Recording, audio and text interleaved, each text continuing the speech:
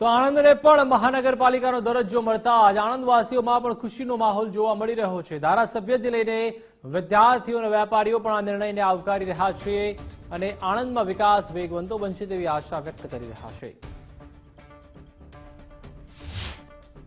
મહાનગરપાલિકાનો નિર્ણય અમારા માટે તો બહુ જ સરસ છે, કેમ કે ઓવરઓલ જેના માટે અમારે અમદાવાદ વડોદરા જેવી જગ્યાએ જવું પડતું હતું, તો એ બધા ડેવલપમેન્ટ અમને અહીંયા જોવા મળશે એઝ અ વિદ્યાર્થી।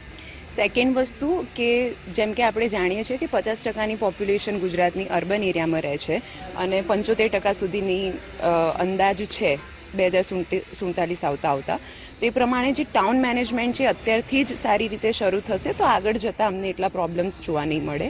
એમ આણંદ નગરપાલિકામાંથી મહાનગરપાલિકા બને છે તો વધુ નાણાં ભંડોળ અને વધારે સુવિધાઓ પ્રાપ્ત થશે એઝ અ મહાનગરપાલિકા, તો ઇન્ફ્રાસ્ટ્રક્ચર ડેવલપમેન્ટ અને રોકાણ આકર્ષણમાં મદદ મળશે તથા રોડ અને હેલ્થ સેક્ટર, એજ્યુકેશન સેક્ટર જેવા એરિયામાં પણ વધારે પ્રગતિ થશે।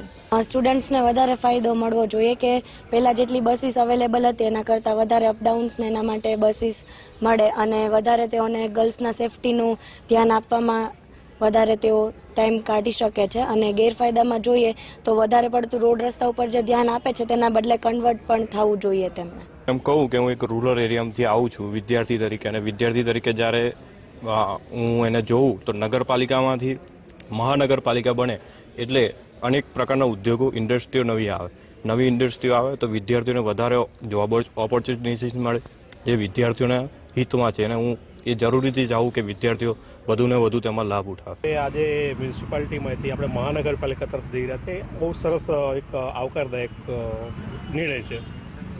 આપણને આ વિકાસ આનાથી સારો થશે, જેવો કે માળખાકીય જે છે રોડ રસ્તાઓ, ઓવરબ્રિજો, ગાર્ડન, કોમ્યુનિટી હોલ, આ બધી આપણને નવી નવી સુવિધાઓ મળે।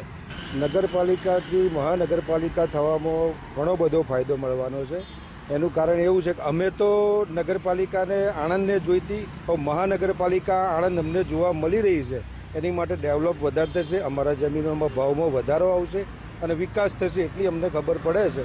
આણંદ મહાનગરપાલિકા થવા જઈ રહ્યું છે એનું મને બહુ જ ખુશી થાય છે, કેમ કે તેનાથી પીવાના પાણીમાં પણ ક્વોલિટી સુધરશે અને ડ્રેનેજ લાઇન છે, પછી એજ્યુકેશનની સુવિધાઓ, પછી ફાયર સેફટી એ બધામાં પણ ખાસું એવી સુવિધાઓ મળી શકે એમ છે।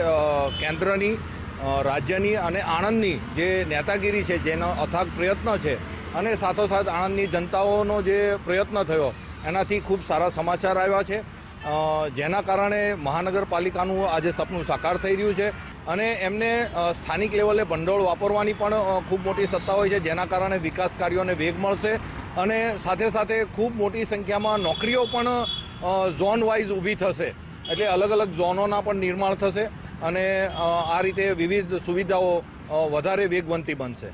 માનનીય મુખ્યમંત્રીશ્રીની જે નેમ છે કે જે હું બોલું છું એ કરું છું, એ હેતુસર જ્યારે આણંદ નગરપાલિકા વિસ્તારને મહાનગરપાલિકા બનવા જઈ રહ્યો છે ત્યારે એક ભૌગોલિક પરિસ્થિતિની રીતે જોઈએ તો અહીંયા ખૂબ સારી એક રોજગારીનો પણ પેદા થશે, એક ઔદ્યોગિકરણ નવું આવશે, લોકો માટે એક નવો આયામ ઊભો થશે।